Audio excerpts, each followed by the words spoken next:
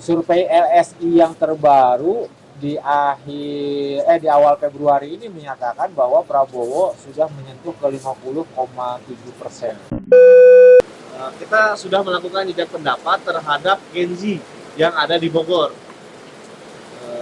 Kalau secara pilihan, mayoritas memang memilih Prabowo ya. Pilkada 2024 itu maju dari tadinya November ke September.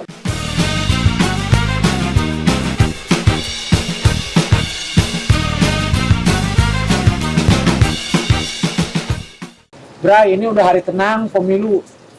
Detik-detik menjelang Pilpres, detik-detik menentukan siapakah presiden kita berikutnya. 14 Februari. Satu putaran, dua putaran? Kalau lihat dari beberapa analisis pengamat, kemungkinan 2 putaran. Tapi ada beberapa juga yang menyebutkan akan 1 putaran ya.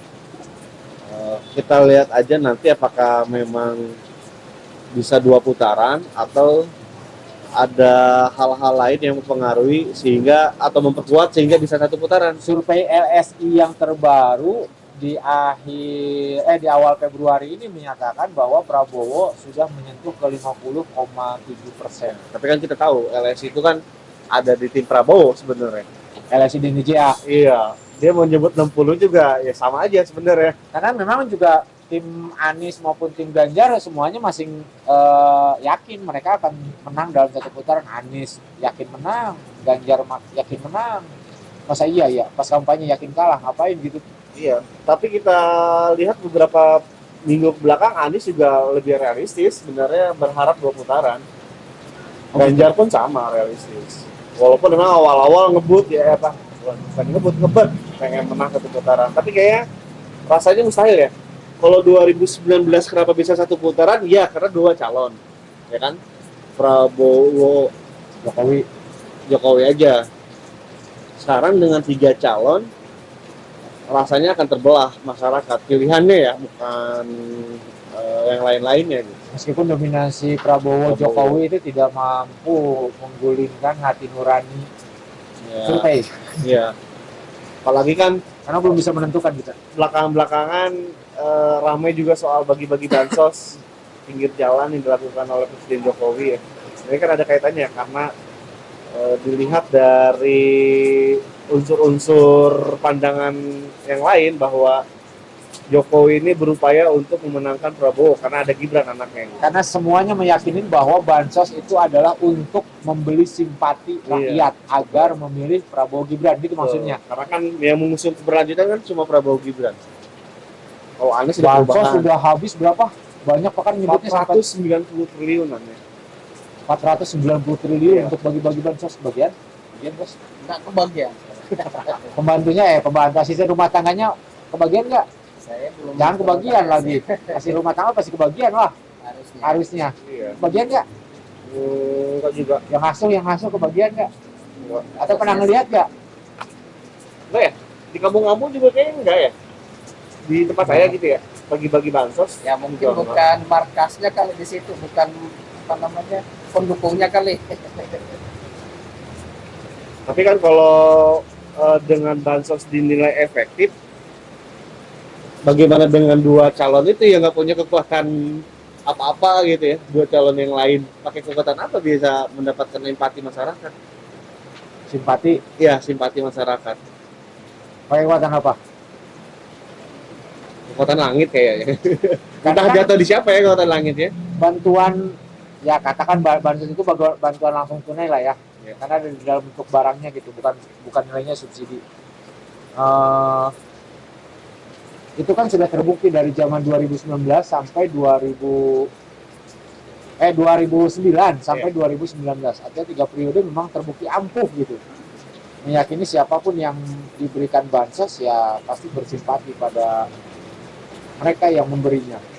Dalam hal ini menyatakan apakah Prabowo ataukah Anies atau Ganjar gitu semuanya melakukan. Padahal Anies emang nggak bagi-bagi bansos, Ganjar nggak bagi-bagi bansos. Kalau Ganjarnya secara langsung kayaknya jarang terekspos ya, apa nggak pernah terekspos ya? Pasti pernah melakukan, cuma kan tidak semasif dan tidak sebanyak yang dilakukan oleh pemerintah saat ini melalui siapapun, misalnya BPBD ya, atau misalnya apa sih kalau BNPB ya, BNPB. BNPB dan sebagainya. Tapi yang bersyukur juga loh, ketua RT di saya juga bersyukur. Alhamdulillah Dapat saya bansos. enggak, alhamdulillah saya nggak kebagian tugas untuk membagikan bansos. Emang siapa yang bagian? Nggak ngerti. Harusnya kan ketua RT itu sebagai Garda apa terdepan. namanya, sebagai kepala warga lah begitu ya. Pusing katanya, bagiin. Yang satu dikasih, yang lain ngejerit. Oh iya. Ya, yang ngejerit udah dikasih, yang lain ngejerit lagi. Kan inget gak yang di Jawa Timur itu sempat ada nenek-nenek yang tinggal sebatang kara yang harusnya mendapat bansos, ini enggak gitu di tahun ini.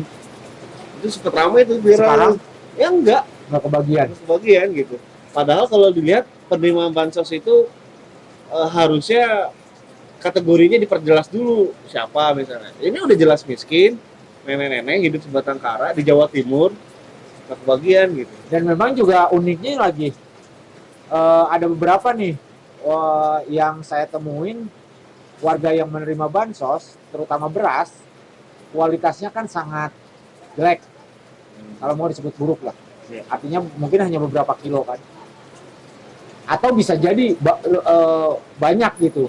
Ada jutaan kilo jangan-jangan. Cuman yang saya hanya ngedapatin berapa kilo, 2 atau 3 orang, bukan atau 3 orang lah, 3 orang. Dia nerima berasnya itu kualitasnya jelek, buruk, busuk malah. Iya, kualitas rendah ya. Cuman dia juga nggak bisa teriak-teriak atau tidak mau, bukan nggak bisa, nggak mau teriak-teriak. Ya namanya juga barang kasih katanya. Iya. Cuma baik lagi soal 1 putaran 2 putaran. Yang menarik adalah ketika 2 putaran itu akan berlangsung di bulan Juni ya, perkiraan ya antara Juni atau Juni lah misalnya. Sementara tahapan-tahapan pemilu yang lain, taruhlah pilkada ya, itu sudah dimulai dari Mei. Artinya itu akan berbarengan tuh Dengan Idul Fitri. kan ada tahapan persiapan ya. Tahapan persiapan itu dari akhir tahun kemarin sampai nanti di bulan Mei. Nanti tahapan pelaksanaan itu dari bulan Mei, pendaftaran calon independen itu kan harus verifikasi. Nah artinya tugas berat KPU ketika 2 putaran akan terasa di situ.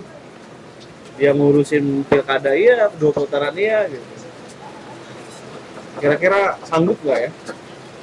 Ya harus sanggup karena memang sebagai penyelenggara pemilu ya tidak ada lagi Ada berapa sih? istilah sanggup atau tidak sanggup.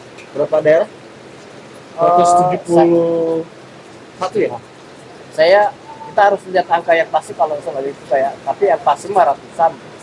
Nah, bukan Mei sebenarnya tahapannya tuh, apalagi PKPU kan informasinya sudah ada di meja Menkumham gitu, tinggal diteken. Dan di PKPU yang baru itu pilkada 2024 itu maju dari tadinya November ke September. Nah kalau misalkan pilkadanya dilaksanakan September, maka tahapannya itu harus dimulai dari Januari, Februari, bukan lagi Mei.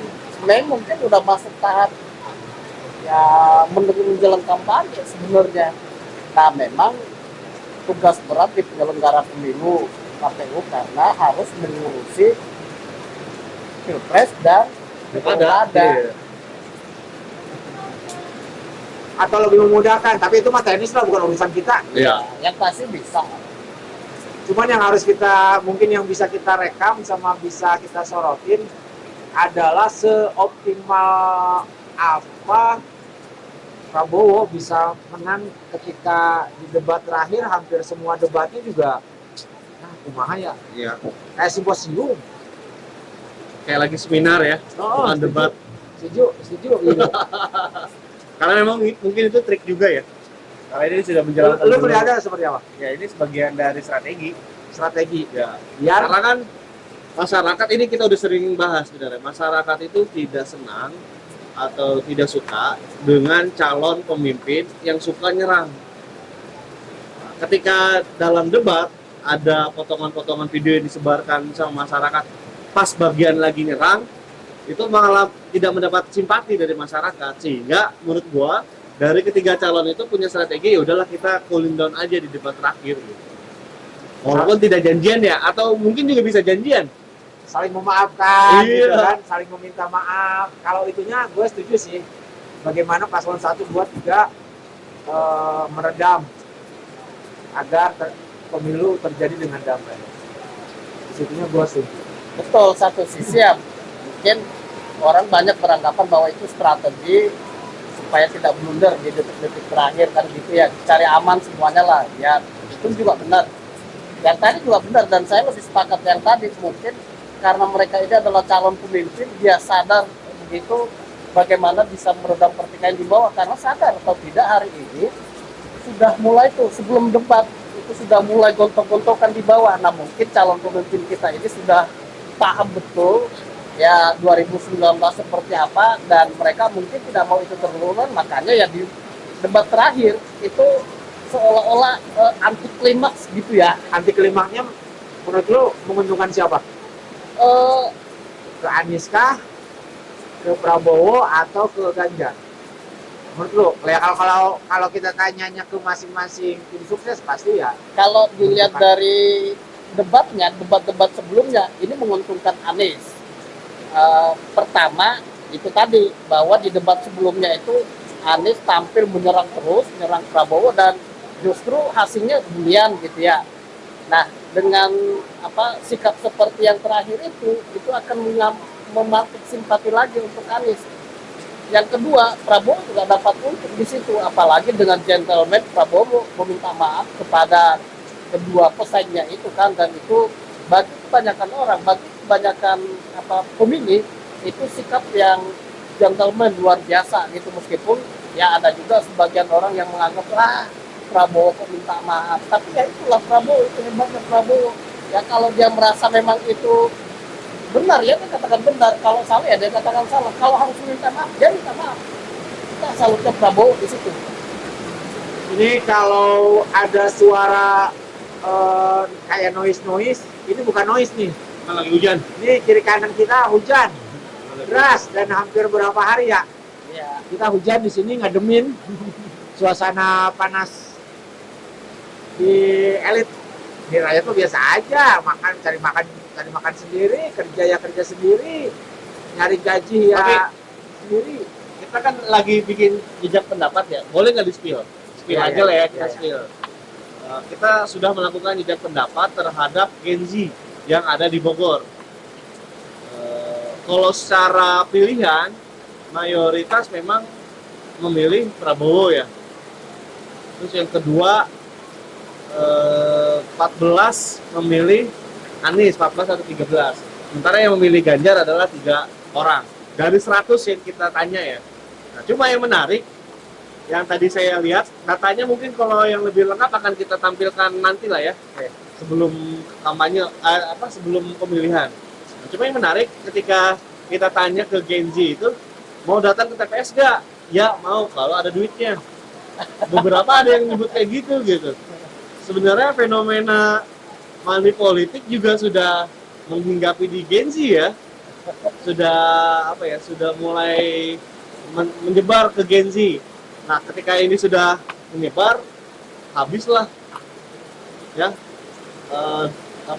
idealisme yang kita banggakan untuk generasi muda sudah tergadaikan dengan ya kalau mau ke TPS ada duitnya dulu gitu. Kalau mau jadi presiden ada duitnya dulu. Termasuk juga substansi kampanyenya Gibran dan Prabowo yang menyodorkan internet gratis, dan makan siang gratis. Ganjar internet kalau gratis. Ganjar internet gratis, kalau Prabowo makan gratis.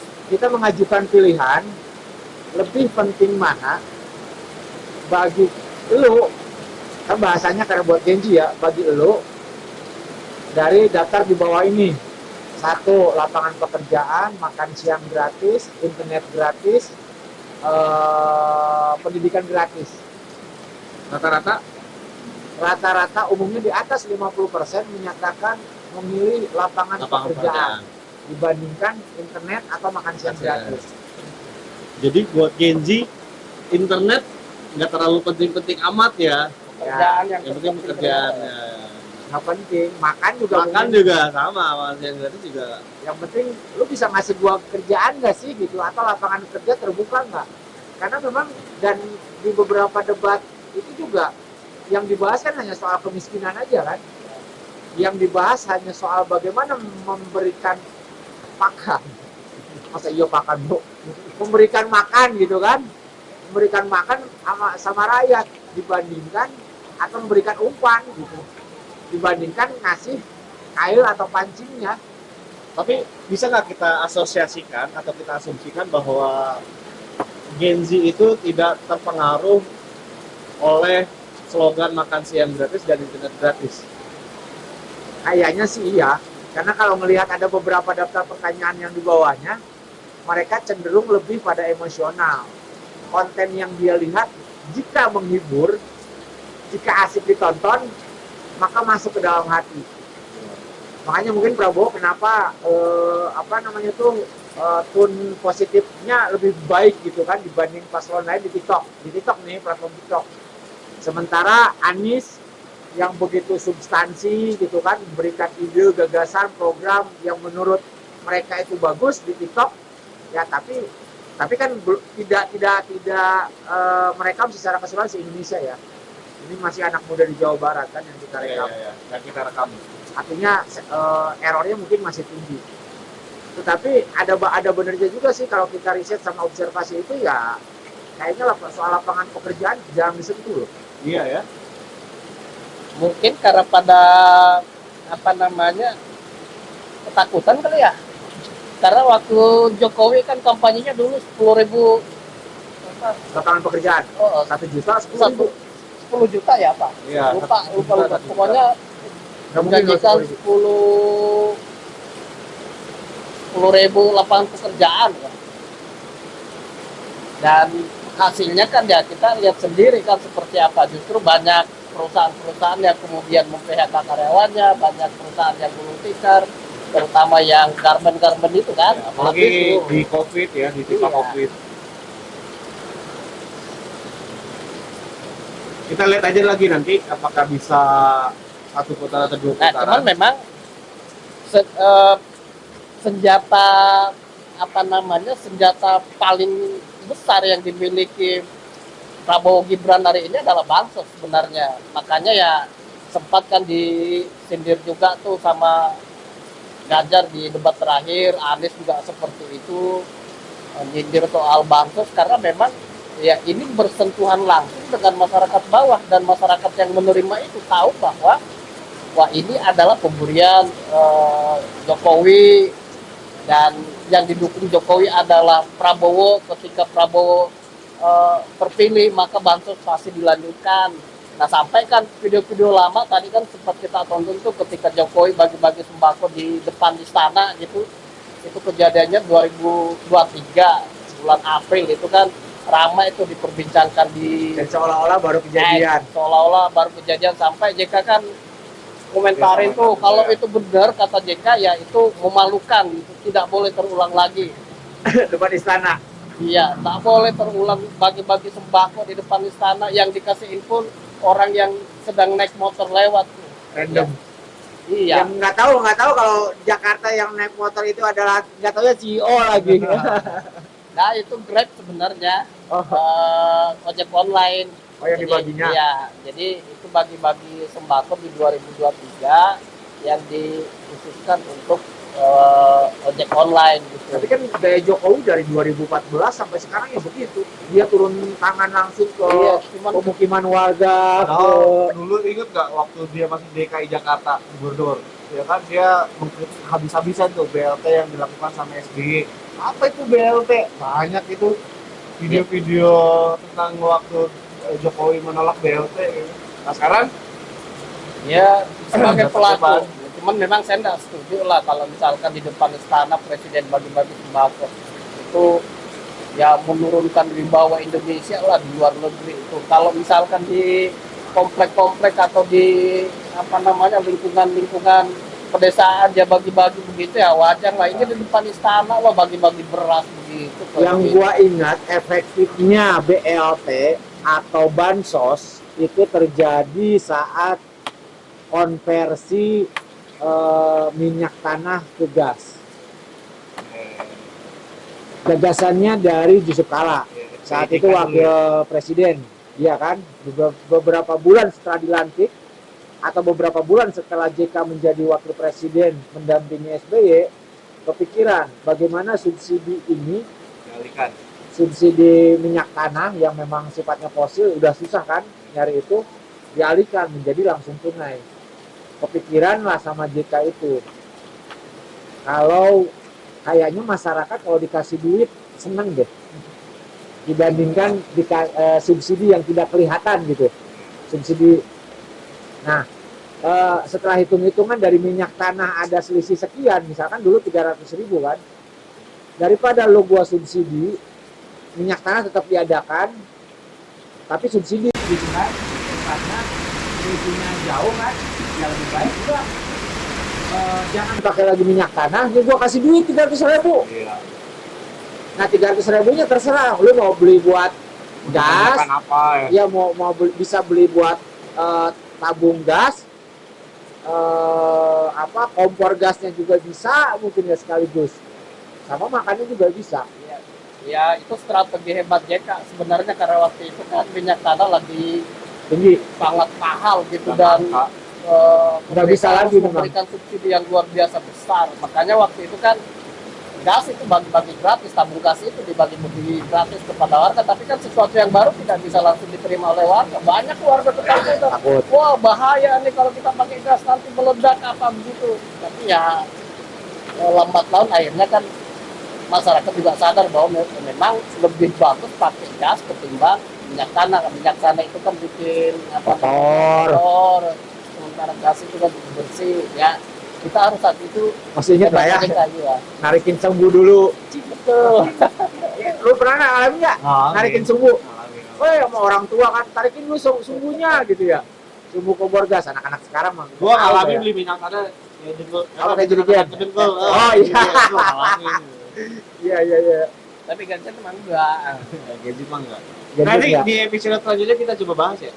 Ya, Hasil jejak pendapat itu. Ya, kita lihat. Tapi yang paling penting nanti di 14 Februari akan ketahuan ya, sekitar jam 5 atau sampai jam 6 sore udah ketahuan ya. Akan terjadi pertama akan terjadi 2 putaran atau kan cuma 1 putaran. Akan ketahuan juga siapakah gitu kan. Apakah berdasarkan survei Prabowo yang melenggang, ataukah Anies atau Ganjar, atau justru memang sebaliknya. Kalau saya Bisa. 2 putaran. Sama 2 putaran. Gua bakal ada yang menang tapi tipis. Ya, dia pasti menang ya. Berarti tetap 1 putaran. Gua masih ngelihat dulu di hari Senin dah. Gua lihat dulu gerakannya. Sebelum pencoblosan dari 3 hari untuk pencoblosan. Iya. Kalau di data kalau gua kan percaya pada data-data yang terekam di digital ya. Ya mungkin 60 juta lah masih terekam gitu. Ya rasanya sih akan muncul akrobat baru. Akrobat barunya seperti apa gue belum bisa sampaikan karena belum jernih datanya. Kita lihat nanti aja berarti ya. Jangan dilihat nanti aja karena kita bukan siapa-siapa Bu. Ya hasilnya gitu. Apakah benar 1 putaran atau 2 putaran? Tapi yang ngademin memang masyarakat sekarang tidak terjadi polarisasi banget ya. Itu aja sih yang gue syukurin dibandingkan 2019. Walaupun ekonomi rada sendet ya. Bukan lagi tersendat, capek. Ekonomi yang lagi sulit. Kalau kata bahasa lu mater kan, mater. Kita Jalan udah kerja duitnya gitu kan. Nyangkul nggak berbuah gitu. Nyiram entah tetap layu gitu. Waduh, gawat ini. Oke, kita ketemu lagi di diskusi berikutnya. Perbanyak ngopi, perkuat opini. Wah.